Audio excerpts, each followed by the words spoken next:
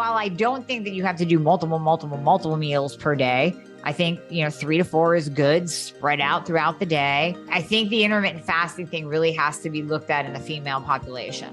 Oh man, I so agree with that. I love different forms of fasting, but I think the most important part is there's time restricted feeding, which depends on what the outcome is that we're looking on. And then intermittent is the important word in that. Because all of us spent, let's face it, ladies, if you're over the age of 45, you spent the 80s and the early 90s skipping meals and drinking coffee as your form of diet. Just don't even bullshit us. We know, because I used to do it. I'd get up and I'd down a black coffee and I'd be like, man, I'm not hungry. And I'd go hours, right? I was stupid. I was in my 20s. Really was bodybuilding that sort of pulled me out of that habit. Welcome to the Menopause Mastery podcast, a show for women just like you who are ready for more health, vitality, passion, living life with a purpose. I created this show because I knew that women just like me in this second season of life, the season of menopause, are really tapping into their deepest desires. And we're ready to harness our physical and mental health and explore what our true passions are and peel back the layers to uncover exactly what we want out of life. I'm your host, Betty Murray, part geek, part magician, and your new medical bestie with a dash of sass. I love taking the complex science and making it easier to integrate into daily life. So let's join the journey to make this season the best ever. Welcome back to Menopause Mastery. So today I'm talking to my friend, Dr. Amie Hornaman. And Amie Hornaman's known as the thyroid fixer, and you've heard her several times before on my show. And Amie and I, we've been friends for quite a while, and she and I just have such an awesome conversation that I had to have her back, and we had to talk about some of the things that we spoke about a couple weeks ago when we were on together. And so today we did a deep dive into protein, muscle metabolism, how much protein is enough, too much, what do you need to know about the quality of proteins you eat, and how to navigate that world? Because it's not just as simple as, hey, we need protein. It's way more in depth about that. So we do a deep dive into some very actionable things that you can do to improve holding on to muscle as you go through menopause, gaining more muscle, and eating appropriately to make that happen, while also being very attentive to insulin sensitivity, how your body metabolizes food and utilizes things like glucose. And Dr. Amie is going to go deep into that subject. So join us today on Menopause Mastery. All right, Betty, here we are back again, talking about a topic that I am so passionate about, and it just bears repeating. It bears talking about in different ways, talking about it with different guests, importance of protein, and even really the detrimental effects of not getting in enough protein. So let's dive into this once again. Let's get a little bit pissed off at the misinformation out there, and let's tell people what they really need to do. And if they don't do it, what the effects are going to be. Absolutely. Absolutely. I think, for years we misaligned, fats, and fats were the demon, and you can't have fats. And so that's now obviously not the case. Generally, your carbohydrates we can survive without, and there are healthy ones that contain all our polyphenols and things like that. But I don't think as a macro, anything could be more misunderstood than proteins, the protein source, whether I'm getting them from animal sources or vegetarian sources, and whether those equate to equality or not. And then there's all the supplemental forms like free form amino acids, and do you do those and do you not do those, and who should and who shouldn't. And I think there's still a ton of confusion. And sometimes I think that it can be a matter of timing and what therapeutic things we're doing that we need to do. But I would say generally across the board, the women that I speak to in particular are generally under eating protein. They're like barely eating. I'm doing 50 grams a day. I'm like, well, according to the FDA, you are already deficient. That's a problem. Right. Yeah. And exactly. I'm sure you see that. I see that all the time. So what I'll do is, I mean, you and I coming from the bodybuilding background, we can do this in our sleep. We can totally add it up in our heads. So I'll look at that, 3-day food journal that a person will keep track of. And, they're all proud because they have 2 eggs for breakfast, and they have a piece of chicken for dinner, and maybe a yogurt during the day. And they go, yeah, I get enough protein. I'm like, Yeah, that's totally enough protein to keep you alive. But you're complaining about hair loss. You're complaining about muscle loss. You're complaining about your metabolism. You can't lose weight. You don't have energy. And all of that is dependent on protein intake. So you're giving your body just enough for your heart, which is a muscle, to beat, basically. If you're not getting that much, and remember, our bodies are so smart. Our bodies are smarter than we are. I like to say that because our bodies will do things that maybe we don't want them to do, but they're going to do them anyways. Our bodies will break down the sources of amino acids, i.e., your muscles, your hair. They will break it down to obtain the amino acids needed for survival. So if you're not taking them in, your body's going to get it somewhere, and it's called catabolism. It's eating away your own muscle tissue. So that's where we start with protein. And yes, I absolutely see it low across the board, mainly with women. Yes, it happens with guys too, but mainly with women. And then, of course, I don't even want to say in the aging population, honestly, over the age of 40, I start to see women start to drop down their protein intake for whatever reason. Yeah, I would agree. And I think it's also, people fall subject to marketing. They're like, I'm having this yogurt, or I love it. They'll go, I get my protein in cheese. I'm like, sweet pea.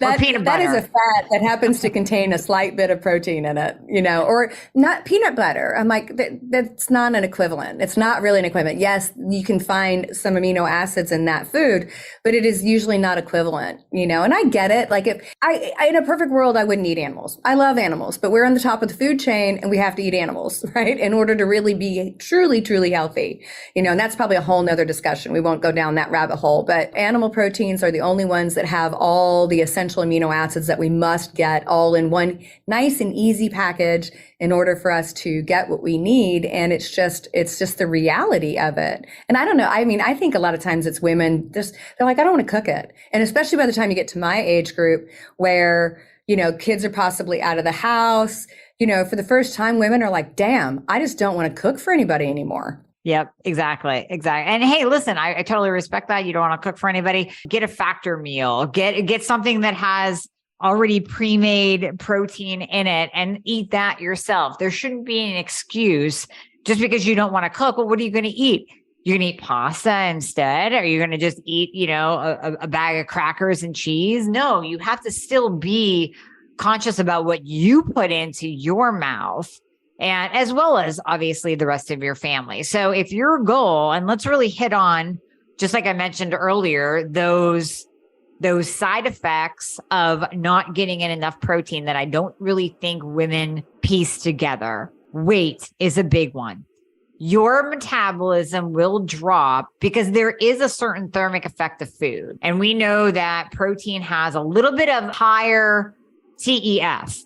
Meaning when you eat it, your body's going to work a little bit harder to burn it. So that's part one. And there's not a huge difference between proteins, carbs, and fats, but there are differences in that thermic effect of food on the body. In addition, when you are taking in protein, like Betty said, the complete amino acid profile, that's what your muscles need. And specifically leucine. That's what your body really needs as an amino acid that your muscles need to grow. And I'm not talking about growing and looking like Arnold Schwarzenegger, female bodybuilder. I just mean to grow that lean, sexy, metabolically active muscle tissue that definitely makes you look better. I mean, you don't want to be skinny and flabby and having your skin hang off of you. You want to be nice and shapely and athletic looking and have the curves. You might not have J-Lo's butt, but you're going to have a really nice behind as you walk away. That is a muscle. Your butt is a muscle. And in order to have that nice shape, you have to be feeding those muscles to give them the quality amino acids to be able to grow. Next up is just basic fat burning. Because I said earlier, protein and muscle is metabolically active. You're going to have increased metabolism when you take in enough protein. You're actually going to have a better metabolism. So you're going to burn more body fat when you're taking in adequate amounts of protein. The other one is hair. I know many of you struggle with hair loss. That's a big one. And then I'm going to touch on the energy component because I have a story to go along with it. I have a patient that reached out to me and we're optimizing her thyroid and hormones. We have everything going. We've been going for a couple months, feeling really good. Her energy is up because we know low energy accompanies low thyroid function. So we have her thyroid back online. That's looking picture perfect. Her hormones are coming up. And she reaches out to me. She's like, all of a sudden, I'm just hitting that wall again. And I'm really, really fatigued. And I'm wondering if I need an increase in my thyroid medication. And I go, we just did your labs. I'm looking at these. They look really good. I said, let's just rewind and go back to the basics real quick. Any chance that you started dropping your protein intake? Because that plays a role in day-to-day energy. And she goes, you know what? You nailed it. I did. I started traveling. I got busy. I got away from doing my shake. I got away from making my dinner. And 2 weeks later, she writes back to me. She goes, I'm fine. Energy's back up. I'm good. I increased my protein. You were 100% right. So it wasn't more meds. It wasn't more thyroid. It wasn't another supplement. It wasn't another hormone. She just had to increase her protein intake to get that energy up through the day again. Yeah. Yeah. I mean, I think it's a big issue. I have a little bit of a specialty in osteoporosis. Actually, I guess it's a big specialty in osteoporosis. And I will say across the board, pretty much all my osteoporosis patients have been under eating protein for a long time. And not only do they have a lack of muscle mass, but they have a lack of, appropriate protein to actually build muscle and bone, right? So we even need proteins and those amino acids to stimulate bone growth in your bone tissue, your trabecular bone. And so I do think it's a big problem. But what was interesting to me, because I'm gonna talk the dark side for a moment. There's a bunch of studies out there that show increased protein intake increases insulin resistance and risk for type 2 diabetes. And they're truly out there. They're not small studies. They're large, huge population studies. And of course, you look at that and you go, well, pardon me, but what the hell is going on with that when we know protein is thermogenic, right? We know that protein helps build lean muscle mass and preserve lean muscle mass. And I think it's, we talked on another show a little bit about the semaglutides and tirzepatides and these drugs and what they really do. And I think there's a subset, and you and I have even talked about it before, I think on your podcast too. I think there's a subset, particularly of women in that 40 and up range, that may have some dysregulation of some of their satiation and hunger hormones and their counterbalance hormones called incretins, glucagon and ghrelin and things like that are associated with protein intake, that in those individuals, they may need to, for a short period of time, reduce their protein intake while working very hard on insulin sensitivity at the same time. And a lot of this comes from my own experience. Like you and I have talked, I spent most of my late 20s and early middle 30s around the bodybuilding community and living that lifestyle. I had a protein shake in one hand, a bag of hard-boiled eggs in the other, cold ass chicken breast with an oatmeal, like a little tiny sliver of, oatmeal. I lived on that. And that was my one target I had to hit, was my protein intake every day. And at the time, it worked very well for me. But as I got through my late 30s and really into those 40s where I really hit that perimenopausal wall, it seemed like all of those things really radically changed, even though I hadn't changed a lot about what I had been doing. My stress level was definitely different, but so I think there are times that for a short therapeutic window, a tiny therapeutic window, we may have to reduce, but put back in. Do you find that? Have you found that with some people? They're like, man, I've been doing the high protein and nothing's happening. Oh, definitely. And usually that's a function of their gut. Maybe they need some digestive enzymes to better break down the amino acids, to break down the protein. And then that helps with better assimilation. If there's a celiac situation going on, I had a patient that he was very thin. He couldn't put on muscle mass. He had a book of tests from Cleveland Clinic and Mayo Clinic and all these specialists. And I noticed amino acids were all low, and he was taking in large amounts of protein, and it didn't make sense. His body structure, the lack of muscle mass didn't even make sense. And sure enough, the one thing they didn't test for was celiac. He had celiac, and thus there we go. There was not the proper absorption and assimilation of the amino acids in the protein that he was taking in. Once we got that fixed, heal his gut, remove the gluten. Okay, all of a sudden. And then there's just protein cycling that I tend to do naturally, because you're going to have some days where you're like, give me that steak. And by the way, throw on a burger. And I had, a huge omelet for breakfast and a protein shake. And there's going to be other days where you're busy. I get it. If that happens once in a while and your protein intake drops, okay, then you're doing natural protein cycling. And that can even help with the assimilation and the absorption of protein. Absolutely. So looking at it, so if we go back to those big old studies and we go, okay, so what is it that could possibly be going on? So glucagon is a hormone that is elicited by the pancreas to tell your liver, go produce glucose. And it is heavily stimulated by animal proteins in particular. So this, interestingly enough, doesn't seem to be as stimulated by some of your vegetarian forms of protein. And it's because a lot of our amino acids like glutamine, arginine, cysteine are all glucogenic, meaning that they easily get made into glucose by the liver. And actually leucine and lysine are the only ones that cannot be, right? Basically every other amino acid. So here's what I think is going on. And again, this is, another one of Betty's theories after digging around in the research for 5 years, is that I think in some people, this mechanism gets broken, right? So talking about like semaglutide and its effect on glucagon and the fact that it reduces glucagon. So all of a sudden people start to lose weight because glucagon becomes resistant and in dysregulated at the same degree as insulin resistance, and excess glucagon production can drive insulin resistance. So I think in some people, we may have to do that. And maybe that's what we're seeing in those studies, because if you go up head to head against let's say a nutrition researcher, they're going to pull that study out and go, it leads to obesity and weight gain and diabetes because we see this in the studies. And I'm like, yeah, but you're looking at people who eat a standard American diet with a ton of carbohydrates, a ton of fat at once, and protein, right? And of course, they're eating like a pizza or a burger. So their total caloric intake is high. Their intake of every macro is high, but protein is high relative to the other two. I don't know. I mean, I think some of that is going on. Oh, yeah. Yeah, definitely. I also want to get into the real stats that tend to blow me away when I look at them. And it's kind of like, once you start hearing this, you really start to take it to heart. That we lose 1% of our muscle mass every single year after the age of 40. So 1% doesn't seem like that much, but when you figure that once you hit the age of 55 and you are 15% less muscle, that is significant, because just like we talked about, muscle is metabolically active. And we're actually seeing, once we dig into the studies, we're seeing an increase in a variety of different diseases. We're seeing impaired immune function. We're seeing hypercholesterolemia, obesity, hypertension.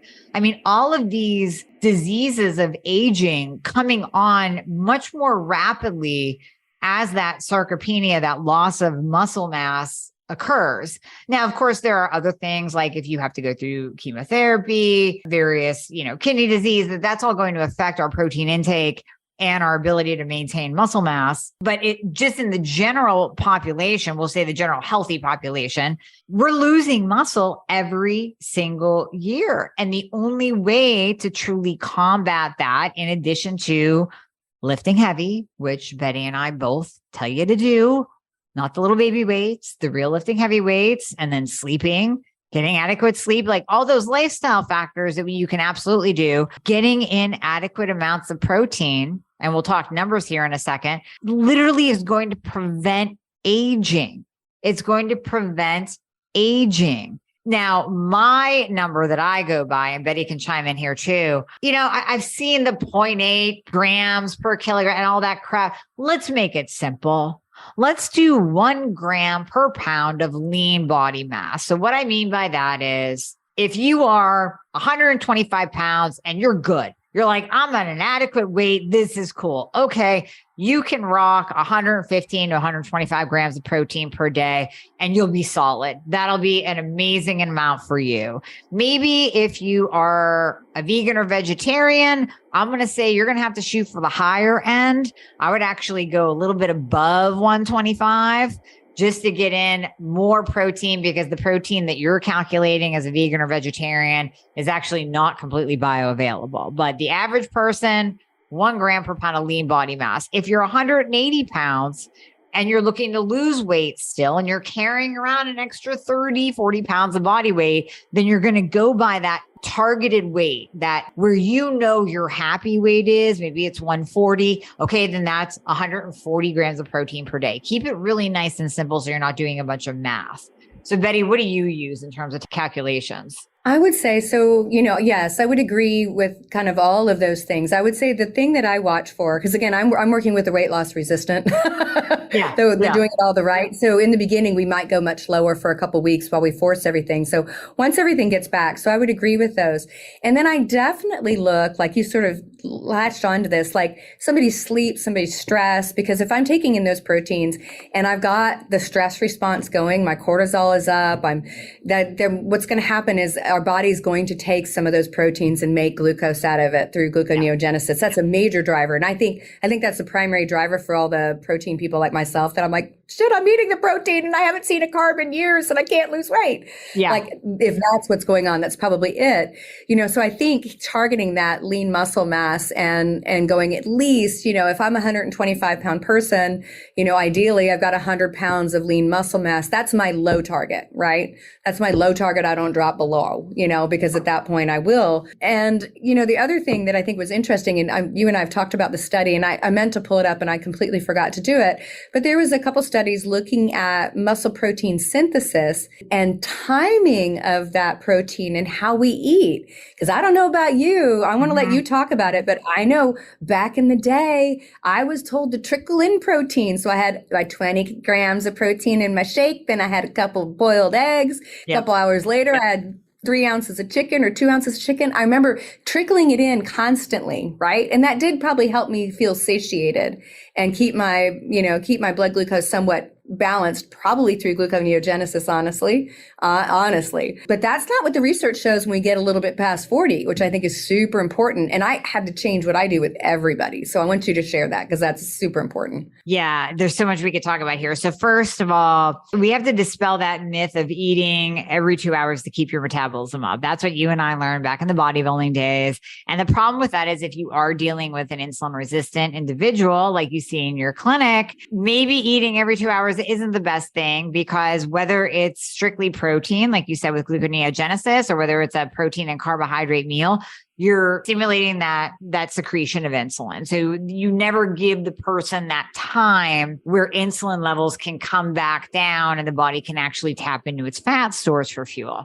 So I'm not a huge fan of eating every couple hours to have that protein drip coming in, unless you are a lean individual. If you're a lean individual and weight is not an issue, then yes, absolutely. Go ahead and put that protein in every couple of hours. If you're a lean individual looking to put on body mass, then yes, protein intake every couple of hours along with the other macronutrients. But most of us live in the, let's say, 4-ish meals per day. There probably one of them is a snack, where that's where you have to focus on the quantity in that meal. Now, there's a lot of information going on out there. There's, I would say, factual and some unfactual, some myths, in that we can't absorb past a certain amount. So remember that from our days. You can't eat more than 35 grams of protein per meal or you won't absorb it. Well, there's really no data to support that. Now, if we use common sense, probably taking in 50 to 60 grams of protein in one sitting, you're not going to utilize all of that. You are going to push some of that over into glucose. You might get about 40 to 45 grams out of that utilized. So going too high, probably not a good idea. But I don't necessarily believe, and the data does not support, that the body can only assimilate 35 grams per meal. But I think that is 35 to 40 is a really nice target, especially to give that to women, so they have that in their mind and they don't stop at the Greek yogurt. I had 2 eggs for breakfast. Okay, yeah, that's 12 grams of protein, right? You have to kind of have that target. And if you shoot for that 35 to 40 grams per meal, and those are your 3 squares of the day, and then maybe a snack comes in, you're doing a Paleo Valley beef stick, you're getting in like 12 grams of protein there. You're doing a quick protein shake with 20 grams. Okay, cool. That's your 4th serving, a little bit less than, but that you're getting in a little bit more protein. I think that's the way to go. And the last thing I'll say before I turn it over to you is the whole intermittent fasting thing. I really like to describe as much benefit as there is to intermittent fasting. If you want to throw in 16-8 and 18-6, whatever, once a week, just to get the autophagy, the benefits, that's fine. But if you do that every day, there is no way in hell that you are going to get in the protein intake that you need, the protein grams that you need for that day. You just can't. You're going to be too full. Your eating window is too short. So while I don't think that you have to do multiple meals per day, I think, 3 to 4 is good, spread out throughout the day. I think the intermittent fasting thing really has to be looked at in the female population. Oh man, I so agree with that. I love different forms of fasting, but I think the most important part is there's time restricted feeding, which depends on what the outcome is that we're looking on. And then intermittent is the important word in that. Because all of us spent, let's face it, ladies, if you're over the age of 45, you spent the 80s and the early 90s skipping meals and drinking coffee as your form of diet. Just don't even bullshit us. We know, because I used to do it. I'd get up and I'd down a black coffee and I'd be like, man, I'm not hungry. And I'd go hours, right? I was stupid. I was in my 20s, really was bodybuilding that sort of pulled me out of that habit. But what was interesting is there's a couple studies that have come out real recently. There was one in 2022 and there was one in 2021 looking at the anabolic resistance of muscle protein turnover, particularly in older people, and reduced capacity of muscle protein synthesis as we age. So this one was a game changer for me, right? So when we're young, when we're, 10, 12, 15, 20, you have a fair amount of growth hormone and you're still growing, right? So that good regulation of growth hormone and the fact that you're still growing means that your body has a very strong impetus for muscle protein synthesis, which is taking the carbohydrates and particularly those amino acids that have been mobilized from what you ate and bringing them to the muscle to rebuild muscle, particularly if you have done something where there's athletic activity where you used it. So that works really great. Well, these 2 studies that were done in, the last basically year and a half, 2 years, really show for the first time that when we age, especially you hit that 50, 60 range, there's a process called first pass metabolism. So amino acids do not only help us make muscle, but they are involved in liver detoxification. They help make enzymes. So everything in your body is made out of a building block of these proteins broken down into amino acids. Well, what they found is that a 55-year-old has a completely impaired capacity to utilize protein appropriately for muscle protein synthesis, the building of muscles, if you trickle it in throughout the day. When a 20 or 30-year-old can do that just fine. And so, what they really found, and they've repeated the study and looked at it, is that what you do at the first part of the day and what you do at the last part of the day need to be a pretty substantial chunk of proteins, right? Now, you could evenly spread that out by breakfast, lunch, and dinner, but they need to be above that 30 mark. That 30 mark is not enough, that it needed to be substantial, or otherwise your liver was going to use it for other stuff. What I think is happening in those that are eating protein and can't lose weight is I think that first pass metabolism is glucagon. I think they are getting a rise in glucose production by the liver. And we see that, and that drives the insulin resistance. Like if you've got a continuous glucose monitor and you see these kind of weird glucose blips, it very well may be some of it is your body actually making it, despite the fact that you had carbohydrates and proteins. So what the take home message was from that study, from those studies, was as you age, you got to put a big chunk in that breakfast and a big chunk in that dinner. So I tell people you shoot for the high side, that 45. So that means you're doing a protein shake and an omelet and turkey bacon, you know what I mean? Like we're stacking, right? Because I want, especially if you just went to the gym and you just did a weight training exercise, I want you to synthesize muscle. You got to. And you're right. If somebody's doing an 18-hour fast every day or 16-hour fast every day, it is almost impossible to eat that amount of protein. I've always been a proponent of alternate day or 5-2 fasting because the studies show prolonged protracted fasting raises insulin resistance, raises leptin resistance, raises cortisol, which is going to raise glucagon in women, period, end of sentence, heavy stop. Yes, if you have been metabolically sound your entire life, you probably won't have that same effect. But if you have been overweight, your body is primed for that message. So I had to rearrange everything I do. Yeah, exactly. Rearrange it. I think that that's huge. That is big, huge information.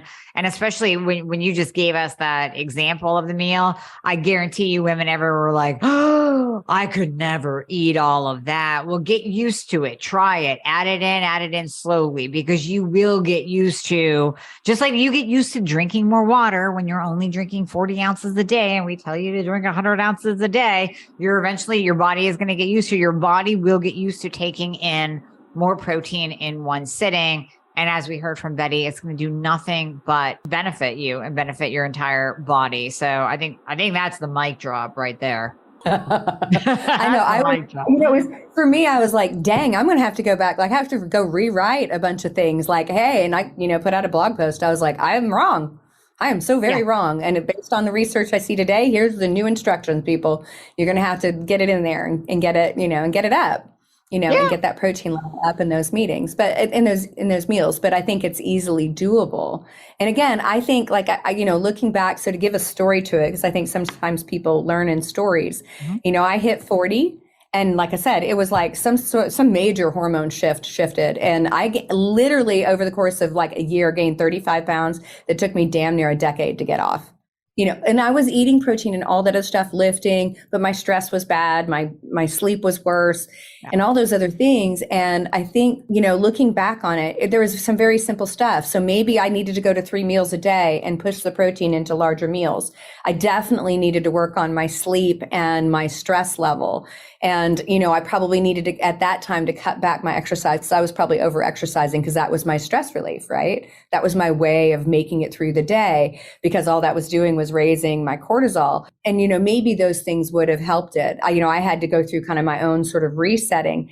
But I think there's just so many women you and I talk to that they're so frustrated because they swear they're doing all the right things. They are, in light of the studies that they have probably heard about that are probably 15 years behind what's really happening. And they just haven't been given the right information for where they are in their space and time, and they've got thyroid issues and all these other things on top of it that is just compounding it. Right. Exactly. Well, this has been awesome. I mean, I really hope that people take this to heart, take it home, start implementing this, because it can make a huge difference in how you look, feel, and perform on a daily basis. Again, from energy, from weight loss. I mean, you've heard stories, you've heard our anecdotal evidence, you've heard real scientific evidence. You just got to do it. You just got to implement it. Yep. And if you're struggling and you feel like you're eating all the right protein and that's not working, then it's probably start looking at these other hormones, the glucagon and other things that may be completely dysregulated. Definitely. So, definitely. Oh my gosh, this has been so awesome. Awesome again, Betty. Thank you once again. Thank you so much for tuning in to the Menopause Mastery podcast. You are why I'm here, and I am so very grateful. Hit subscribe so you don't miss any wisdom on creating the most exceptional life on our terms. If this episode has helped you in any way, please share it with a friend to spread the love, and together we rise. You can follow me on social media at Betty Murray, PhD, and you can reach me online at bettymurray.com.